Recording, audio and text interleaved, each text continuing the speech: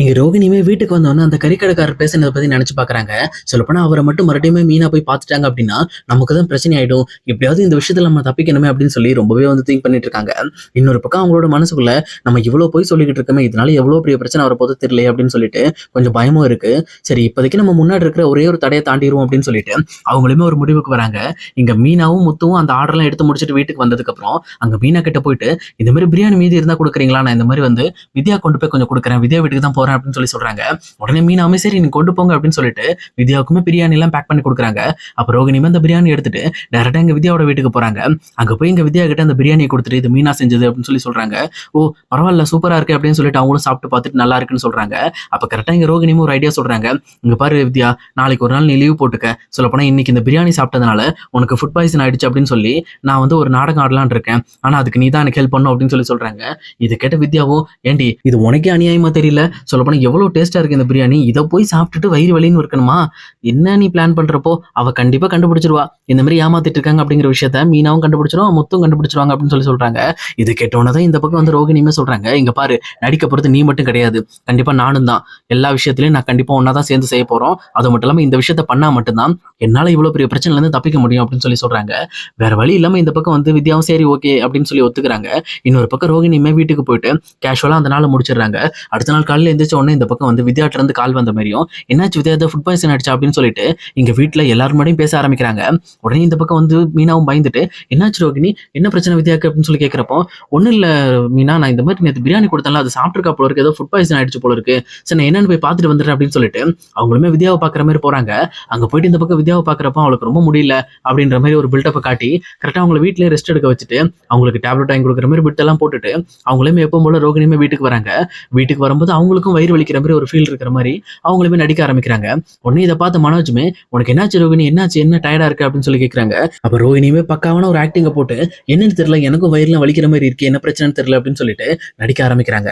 இதை பார்த்துட்டு இருக்க மீனா, முத்து, வீட்டுல இருக்க மத்த எல்லாருமே என்னாச்சு உங்களுக்கு, ஏதோ பிரச்சனையா அப்படின்னு சொல்லி பாக்குறாங்க. அப்பதான் மனோஜுமே இருந்துகிட்டு இங்க ரோஹினி கிட்ட போயிட்டு, உனக்கு என்ன பிரச்சனை, வயிறுல என்ன பண்ணுது அப்படின்னு சொல்லி கேட்கிறப்போ, என்னன்னு தெரியல, வயிறு பயங்கரமா வலிக்கிற மாதிரி இருக்கு, பேசாம நம்ம டாக்டர்கிட்ட போயிட்டு வந்துடும் அப்படின்னு சொல்லிட்டு எங்க ரோகிணியுமே மனோஜை கூட்டிட்டு டாக்டர்கிட்ட போறாங்க. சொல்லப்போனா இதுக்கு முன்னாடி ரோகிணி எல்லாத்துக்குமே தயாரா தான் இருந்திருக்காங்க. அந்த டாக்டர்கிட்டயுமே போயிட்டு நாங்க வருவோம் அப்படின்ற மாதிரி சொல்லி வச்ச மாதிரி இங்க போன உடனே வாங்க ரோகிணி அப்படின்னு சொல்லி அந்த டாக்டருமே கூப்பிட்டு அவங்களுக்கு தேவையான டேப்லெட் இதெல்லாம் கொடுக்குறாங்க. கொடுத்தது மட்டும் இல்லாம இங்க மனோஜ் கிட்ட, இங்க பாருங்க, அவங்க நேற்று ஏதோ சாப்பிட்டுருக்காங்க, அந்த சாப்பிட்ட சிக்கன்ல தான் ஏதோ பிரச்சனை இருக்கு, அதனால அந்த சிக்கன் கடையில இனிமேல் சிக்கன் வாங்காதீங்க, அது மட்டும் இல்லாம இவங்களுக்கும் ஃபுட் பாய்சன் ஆயிருக்கு அப்படின்ற மாதிரி சொல்லியிருக்காங்க. இதை கேட்ட மனோஜுமே ரோகிணியை பிடிச்சி திட்டுற மாதிரி, எதுக்காக இப்படி பண்ணிக்கிட்டு இருக்க, நான் நேத்தே சொன்னல பிரியாணி சாப்பிடாம இருக்கலான்ட்டு அப்படின்னு சொல்லிட்டு ரோகிணியை பிடிச்சி திட்டிட்டு இருக்காங்க. அப்ப ரோகிணியுமே இருந்துட்டு, இல்லைங்க எல்லாரும் சாப்பிட்டாங்க, நல்லா இருந்துச்சு, நானும் சாப்பிட்டேன் அப்படின்னு சொல்லிட்டு அவங்களுமே இங்க நாடகத்தை போட்டுட்டு இப்போ போல வீட்டுக்கு வராங்க. ஆனா வீட்டுக்கு வந்ததுக்கு அப்புறம் இங்க மனோஜுமே ரொம்ப கோபத்தோட விஜயா கிட்ட, இங்க பாருமா, நேற்று பிரியாணி போடுற மாதிரி போட்டு ரோகிணியோட வயித்தை கெடுத்து வச்சிருக்காங்க, இப்போ அவளுக்கு ஃபுட் பாய்சன் ஆயிடுச்சு, அந்த டாக்டரே செக் பண்ணி பார்த்துட்டு அந்த கறி தான் ஏதோ தப்பான கறி, சொல்ல போனா பழைய கறியை போட்டாங்க அப்படின்னு சொல்லிட்டு அவருமே சொல்றாரு அப்படின்னு சொல்றாங்க. இது கேட்டோன்னே இந்த பக்கம் மீனாக்குமே, இல்ல இது நல்ல கறி தான், சொல்ல போனா என் ஃப்ரெண்டு முன்னாடி தான் வந்து ஃப்ரெஷ்ஷா வெட்டி தான் கொடுத்தாங்க, நான் பார்த்துட்டு தான் இருந்தேன் அப்படின்னு சொல்லி சொல்றாங்க. நீ என்ன பார்த்தியோ, நீ கரெக்டா பார்த்துருந்தா இப்படிலாம் ஆயிருக்காது, ஏற்கனவே இவ ஒருத்தியா, ஏற்கனவே வித்யாவுக்கும் உடம்பு சரியில்லை, இப்ப சொல்லு இன்னும் ரோகிணி நடிக்கிற மாதிரி தெரியுதா உங்களுக்கு அப்படின்னு சொல்லிட்டு மனோஜுமே மீனா கிட்ட சண்டைக்கு போறாங்க. இதை பார்த்துட்டே இருந்த ஸ்ருதியுமே வந்து இந்த பக்கம் மீனா கிட்ட கொஞ்சம் ஆதரவா பேச வராங்க. உண்மையை சொல்ல போனா நேற்று வந்து என்னோட ஹஸ்பண்ட் செக் பண்ணி பார்த்துட்டாரு, அந்த சிக்கன்லாம் ரொம்ப ஃப்ரெஷ்ஷான சிக்கன் தான், சொல்ல போனா சமைச்சதான் அவர் தான், எந்த ஒரு இஷ்யூ இல்லாம 5 ஸ்டார் ஹோட்டல்ல சமைக்கிற மாதிரி சமைச்சிருக்காரு, அவரே சொல்லியிருக்காரு, இந்த மாதிரி நான் ஹோட்டல்ல சமைக்கிற பிரியாணியை விட இங்க சமைச்ச பிரியாணி ரொம்பவே நல்லா வந்துருந்துச்சுன்னு அவரே நேற்று சொன்னாரு, நீங்க என்ன புதுசா சொல்றீங்க, அது மட்டும் எல்லாம் சம்மந்தம் இல்லாம சிக்கன்ல தான் பிரச்சனை அப்படின்றீங்க, அவங்க வேற ஏதாவது வெளியில சாப்பிட்டுருப்பாங்க, அதனால வயிறு கட்டு போயிருக்கும், அதுக்காக எப்படி, சரி அப்படின்னாலும் ஓகே, அவங்க 2 பேருக்கு வயிறு கட்டு போச்சு, ஏன் எங்க வீட்டுல எல்லாருமே சாப்பிட்டோம், இந்த மாதிரி வந்து அங்கிள் கூட தான் சாப்பிட்டாரு, ஏன் அங்கிளுக்கு ஒன்றும் ஆகல, ஏன் எதுவுமே ஆகாம இருக்கு அப்படின்னு சொல்லி கேட்கறாங்க. இந்த பக்கம் ஸ்ருதி கேட்ட கேள்விக்கு இங்க மனோஜுக்கு என்ன பதில் சொல்றதுனே புரியல. கிட்டத்தட்ட அவங்க வந்து லாஜிக்கான கேள்வி தான் கேட்கறாங்க. பட் என்ன மனோஜுக்கு அதை புரிஞ்சுக்க முடியாதனால, அதெல்லாம் சரி, நீங்க சொல்றதெல்லாம் சரிதான், பட் இருந்தாலும் எப்படி ரோகிணிக்கு வயிறு சரியில்லாம போச்சு, ரோகிணி நீ எதை வெளியில சாப்பிட்டே அப்படின்ட்டு கேட்கறாங்க. அப்ப ரோகிணியுமே இல்ல, நான் நேற்று பிரியாணி தான் சாப்பிட்டேன் அப்படின்னு சொல்லி சொல்றாங்க. உடனே பக்கத்துல இருந்த விஜயம் ரொம்ப கோபத்தோட இங்க மீனா கிட்ட போயிட்டு, இந்த மாதிரி உனக்கு தேவையில்லாத வேலைலாம் எதுக்கு, இந்த மாதிரி பிரியாணி செய்யறேன், அது செய்யறேன், இது செய்யறேன்ட்டு என் மருமக வயிற்று கெடுத்து வச்சுக்கிட்டு இருக்கேன், இதெல்லாம் உனக்கு தேவைதானா, இன்னொரு டைம் இதாவது செய்யறேன் அப்படின்னு சொல்லிட்டு இந்த மாதிரி பண்ணிட்டு இருந்த, அவ்வளவுதான், நான் என்ன பண்ணுவேனே தெரியாது அப்படின்னு சொல்லிட்டு ரொம்பவே கோவப்பட ஆரம்பிக்கிறாங்க. உண்மையை சொல்லப்போனா இவங்க ரோகிணி ஹர்ட் ஆனதுனால தான் கோவப்பட ஆரம்பிக்கிறாங்க. ஆனா இன்னொரு பக்கம் அவங்க ரோகிணி மேல ஒரு விதமான மரியாதை வச்சிருக்க மாதிரி இருக்கு. உண்மையை சொல்லப்போனா இது வந்து ரோகிணி மேல இருக்கிற மரியாதை கிடையாது. அவங்க அப்பா வந்து ஒரு பணக்காரரு, ரோகிணி வந்து ஒரு பணக்கார வீட்டு பொண்ணு அப்படிங்கிறதுனால தான் எங்க ரோகிணியை ரொம்பவே கேர் பண்ணிக்கிற மாதிரி காட்டிட்டு இருக்காங்க. ஏன்னா அப்பதானே விஜயாக்கு கண்டிப்பா வந்து ஃபியூச்சர்ல அவங்களுக்கு தேவையானது எல்லாம் கிடைக்க ஆரம்பிக்கும் அப்படிங்கிறதுனால இப்பவுமே ரோகிணிக்கு ரொம்பவே சப்போர்ட் பண்ணி பேசிட்டு இருக்காங்க. ஆனா இதெல்லாம் கேட்டுட்டு இருக்கிற முத்துவுமே ரொம்பவே டென்ஷன் ஆயிட்டு, இங்க பாருங்க, சரி சிக்கனே கெட்டு போனதா இருக்கட்டு, நான் அங்க போய் அந்த கெட்டு போன சிக்கன் காரன்ட்ட என்னன்னு நான் பேசிக்கிறேன், சொல்லப்போனா அந்த மாதிரி பழைய சிக்கனை கொடுத்ததுக்கு அவனுக்கு என்ன பண்ணணுமோ நான் பண்ணிக்கிறேன் அப்படின்னு சொல்லிட்டு இந்த பக்கம் முத்துவுமே அந்த ஃபைட்டை முடிச்சு வச்சுட்டு அந்த கறிக்கடைக்காரங்களை பார்க்க போறாங்க. இதை பார்த்தோன்னே இந்த பக்கம் ரோகிணிக்கு தூக்கி வாரி போடுது. ஐயோ நம்ம தேவையில்லாத பிரச்சனையை பெரிய பிரச்சனை ஆக்கிட்டோமே அப்படின்னு சொல்லிட்டு, இருங்க இருங்க, இதுக்காக போய் கறிக்கடைக்காரன்ட்ட சண்டை போடுவீங்களா, நீங்க வேணான்னா விட்டுருங்க, அந்த கடைக்கு போகாதீங்க, ஆனா இதுக்காக மறுபடியும் போய் அந்த கறிக்கடைக்காரன்ட்ட போயிட்டு சண்டையை போட்டு எதுக்கு நமக்கு தேவையில்லாத பிரச்சனை அப்படின்னு சொல்லிட்டு இங்க முத்துவையும் மீனாவையும் தடுக்க பாக்குறாங்க. ஆனா அப்ப மீனாவுமே இருந்துகிட்டு, இல்ல இந்த மாதிரி வந்து அமுதா அக்கா சொன்னதுனாலதான் அந்த கடையில போய் நான் வாங்கினேன், ஆனா இப்படி அந்த ஆள் கெட்டு போன கறியை போடுறப்போ அவனை ஏன் விட்டு வைக்கணும், நம்ம நேர்ல போய் பார்த்து இதுக்கு மேல இந்த தப்பு யார்ட்டையும் பண்ணாம மாதிரி பார்க்கணும் அப்படிங்கிறதுக்காக இங்க முத்துவும் மீனாவும் கார் எடுத்துட்டு அங்கிருந்து கிளம்பிடுறாங்க. இங்க ரோஹிணிக்கே மண்டையே வெடிக்கிற மாதிரி இருக்கு.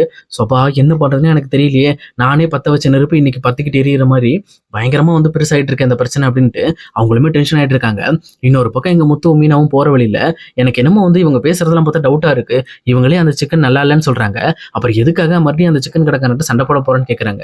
இவங்க ஏதோ நாடகம் வர மாதிரி இருக்கு அப்படின்னு சொல்லிட்டு மீனா வந்து முத்துக்கிட்ட சொல்றாங்க. ஆனா இதை கேட்ட முத்துவுமே, இல்ல ஏதோ ஒரு விஷயம் இருக்கு, முதல்ல அந்த சிக்கன் கடைக்கார்ட்ட போய் நம்ம கேட்போம், நீங்க பழைய கறி போட்டீங்களா புது கறி போட்டீங்களான்னு கேட்போம் அப்படின்னு சொல்லிட்டு இந்த பக்கம் முத்துவும் மீனாவும் டேரக்டா அந்த கடைக்கு போயிட்டு அந்த சிக்கன் கடைக்காரையும் பாக்குறாங்க. பார்த்து அடுத்த செகண்டே இவங்க ரெண்டு பேருமே அப்படி ஷாக் ஆகி நிற்கிறாங்க. உண்மையை சொல்ல போனா அந்த கறி கடைக்காரரும் வேற யாரும் கிடையாது, இங்க ரோகிணியோட மாமான்னு சொல்லி வீட்டுக்கு நடிக்க வந்தவர் தான். இதை பார்த்துட்டு இங்க முத்துமே, நீங்க எங்க இங்க, நீங்க ரோகிணியோட மாமா தானே அப்படின்னு சொல்லி கேட்கிறப்போ அந்த கறிக்கடைக்காரரும், ஐயோ போச்சு மாட்டிக்கிட்டமா, இதுக்கு மேல வர வழி இல்ல தம்பி, நான் முதல்ல உங்ககிட்ட பேசணும், ஒரு உண்மையை பேசணும், முதல்ல தயவு செஞ்சு இங்க இருங்க, நான் இந்த கஸ்டமர்லாம் முடிச்சுட்டு வரேன் அப்படின்னு சொல்லிட்டு இந்த பக்கம் இந்த கறிக்கடைக்காரனுமே அங்க கஸ்டமருக்கு எல்லாமே கறியெல்லாம் போட்டு முடிச்சுட்டு மீதி இருக்கிறதெல்லாம் எடுத்து ஃப்ரீசர்ல போட்டுட்டு எப்பவும் போல அந்த கடையுமே க்ளோஸ் பண்ணிட்டு, இப்ப வாங்க நான் உங்ககிட்ட வந்து ஒரு நிறைய உண்மை சொல்ல வேண்டியது இருக்கு அப்படின்னு சொல்லிட்டு முத்துவோட காருக்கு போறாங்க. அங்க போயிட்டு ஒவ்வொரு விஷயத்தையும் சொல்ல ஆரம்பிக்கிறாங்க. அதாவது நான் ரோகிணியோட மாமா கிடையாது, நான் நார்மலான ஒரு கறிக்கடைக்காரன் தான், அது மட்டும் இல்லாம ரோஹிணி தான் என்ன நடிக்க கூட்டிட்டு வந்தாங்க, எனக்கு நடிக்கிற ஆர்வம் அதிகமா இருக்கிறதுனால எப்படியாவது வந்து சினிமா துறையில ஏதாவது ஒரு ஃபீல்டு நடிக்கணும்னு ஆசைப்பட்டேன், அப்போ ரோஹிணி தான் இந்த மாதிரி வந்து நடிக்க முடியும், வாங்க நான் ஒரு சான்ஸ் தரேன் அப்படின்ற மாதிரி வித்யாவோட ரெக்கமெண்டேஷன்ல தான் நான் உள்ள வந்தேன். ஆனா இங்க வந்து உங்க வீட்டுல ரியாலிட்டியா நடிக்கணும்னு சொன்னப்போ நான் கொஞ்சம் பயந்தேன், பட் இருந்தாலும் இதை நீங்க பண்ணிட்டீங்க அப்படின்னா அடுத்து வரப்போற சின்ன சின்ன சீரியல்கள்லாம் உங்களுக்கு நிறைய கேரக்டர் வரும் அப்படின்னு சொல்லிட்டு என்கிட்ட அவங்க பேசினாங்க. அதை நம்பி தான் நானுமே உங்க வீட்டுல வந்து நடிச்சேன். ஆனா நடிச்சு முடிச்சதுக்கு அப்புறம் என்ன ரொம்பவே பிளாக்மெயில் பண்ணி அவங்க விஷயத்துக்கு ஏற்ற மாதிரி என்ன மாத்திக்கிட்டாங்க. சொல்லப்போனா உங்க கண்ணில் யாரையும் படக்கூடாது, இந்த மாதிரி வந்து எப்பவுமே தலைமறைவா இருக்கணும் அப்படின்னு சொல்லிட்டு என்ன பயங்கரமா கண்டிஷன் போட்டாங்க. ஆனா உண்மையை சொல்லப்போனா எனக்கு ஒரு கஷ்டப்படுற குடும்பம் இருக்கு, அந்த குடும்பத்துக்காக நான் உழைக்கணும் அப்படின்னு நான் இறங்கி வேலை செய்யணும். அதனாலதான் நான் ஏற்கனவே வந்து நேத்து உன் பொண்டாட்டி வந்தப்போ சிக்கன் வாங்கிட்டு இருக்கப்போ நான் பார்த்துட்டேன், இந்த விஷயத்தை பத்தி நான் ரோஹிணிட்டையும் போய் பேசிட்டு வந்துட்டேன், இதுக்கு மேல இந்த விஷயத்துல முத்துவை நான் பார்த்தேன்னா உண்மையை சொல்லிடுவேன், அதுக்கப்புறம் நீங்களாச்சு அந்த முத்துவாச்சு அப்படின்னு சொல்லி முடிச்சிட்டேன்ப்பா. அதே மாதிரி என் மேல எந்த தப்பும் கிடையாது, இப்ப நான் பண்ணதுக்கெல்லாம் காரணம் ரோஹிணி தான், அதனால நீ என் மேல கோவப்படாது அப்படின்னு சொல்லி சொல்றாங்க. இதெல்லாம் கேட்ட முத்துக்கும் மீனாகும் என்ன பேசுறதுன்னே தெரியல. சொல்லப்போனா அவர் எல்லா உண்மையும் கட கட கடன்னு சும்மா ஒப்பிக்கிற மாதிரி வாசிட்டாரு. இதை பார்த்தோன்னே அப்ப ரோஹிணி உண்மையுமே யாரு, சொல்லப்போனா ஒரு பணக்கார விட்டு பொண்ணா, இல்ல அவ எங்க இருந்து வந்திருக்கா அப்படின்னு சொல்லிட்டு புரியாம ரெண்டு பேருமே கன்ஃபியூஸா இருக்காங்க. இதே குழப்பத்தோட முதல்ல வீட்டுக்கு போயிட்டு இருக்காங்க. அப்ப மீனாவுமே, இங்க பாருங்க முத்து, இந்த மாதிரி ரோஹிணி யாருன்ற விஷயம் நம்ம தெரியாம எந்த விஷயத்தையும் வந்து அத்தைகிட்ட பேசாதீங்க, எல்லா விஷயத்தையும் நம்ம தெரிஞ்சுக்கிட்டு அதுக்கப்புறம் ரோஹிணி யாருங்கிறத நம்ம புரிஞ்சுக்கிட்டு வீட்டுல வந்து தெளிவா விளக்குவோம். இது இப்ப நம்ம போய் அவசரப்பட்டு ஏதோ சொன்னோம்னா நம்ம மேலதான் வந்து குத்தம் திரும்பிடும் அப்படின்னு சொல்லிட்டு இந்த பக்கம் மீனாவுமே முத்துக்கு ஒரு சரியான ஐடியா கொடுக்குறாங்க. இது கேட்ட முத்துவுமே, சரி ஓகே நீ சொல்றது சரிதான் மீனா, நம்ம உன்னோட பிளானே ஃபாலோ பண்ணுவோம் அப்படின்னு சொல்லிட்டு அவங்களுமே இங்க ரொம்பவே தயாரா இருக்காங்க ரோஹிணியை பத்தி தெரிஞ்சுக்க.